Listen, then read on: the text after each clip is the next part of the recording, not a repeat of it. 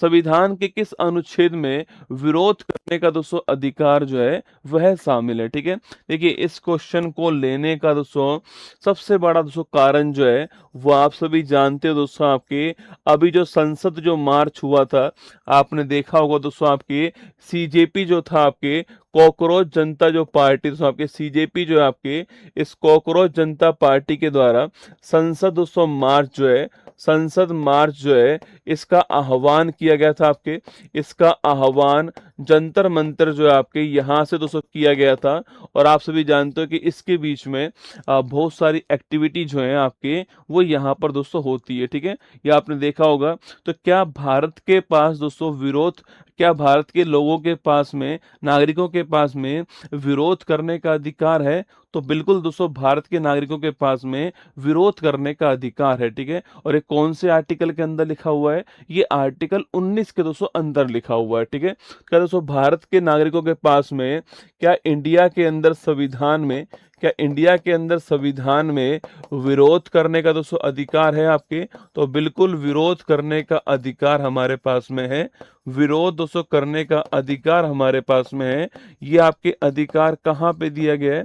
यह अधिकार हमें आर्टिकल 19 के दोस्तों अंदर दिया गया है। ठीक है, आर्टिकल 19 जो है आपके, इसमें हड़ताल करने का दोस्तों अधिकार, आपके शांतिपूर्वक विरोध करने का दोस्तों अधिकार। ठीक है, लेकिन दोस्तों आपको इसमें ध्यान रखना है कि इसके अंदर दोस्तों आपके बहुत सारे रीजनेबल रेस्ट्रिक्शंस इसके अंदर दोस्तों हैं। ठीक है, आर्टिकल जो 19 है इसमें बहुत सारे रीजनेबल दोस्तों रेस्ट्रिक्शन जो है, रीजनेबल रेस्ट्रिक्शन जो है, युक्ति युक्त निर्बंधन जो है वो इसके दोस्तों अंदर है। ठीक है, युक्ति युक्त निर्बंधन जो है वह दोस्तों इसके अंदर, आपके किसके अंदर? आर्टिकल 19 के अंदर रीजनेबल रेस्ट्रिक्शन है। ठीक है, मतलब कि दोस्तों शांतिपूर्ण विरोध करने का अधिकार है दोस्तों, शांतिपूर्ण आपके विरोध करने का अधिकार दोस्तों, आपके शांतिपूर्ण विरोध करने का अधिकार। लेकिन दोस्तों इसमें ये बिल्कुल अधिकार नहीं है कि आप देश की संप्रभुता जो है इसको खतरे में डालें दोस्तों ना।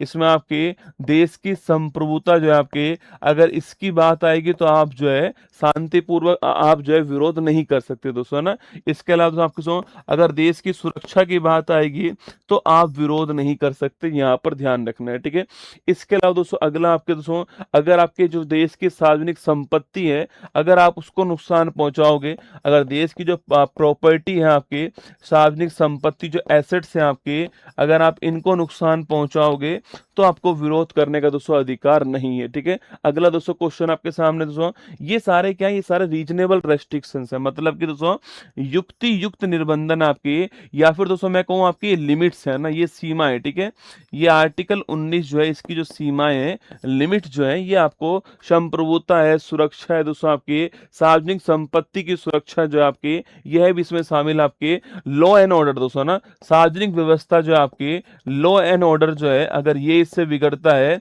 तो भी दोस्तों क्या आपके, तो भी जो है आपको यहां पर रोक सकते हैं, ऐसा यहां पे लिखा हुआ है आर्टिकल 19 के अंदर। ठीक है, तो कभी भी दोस्तों आपसे सवाल पूछा जाए, आपसे कभी भी सवाल आपसे पूछा जाए कि क्या दोस्तों आर्टिकल 19 जो है आपकी वो एकदम निरपेक्ष है, एब्सोल्यूट है, तो नहीं है दोस्तों। एब्सोल्यूट जो है आर्टिकल 19 में आपके पास बहुत सारे अधिकार हैं दोस्तों ना।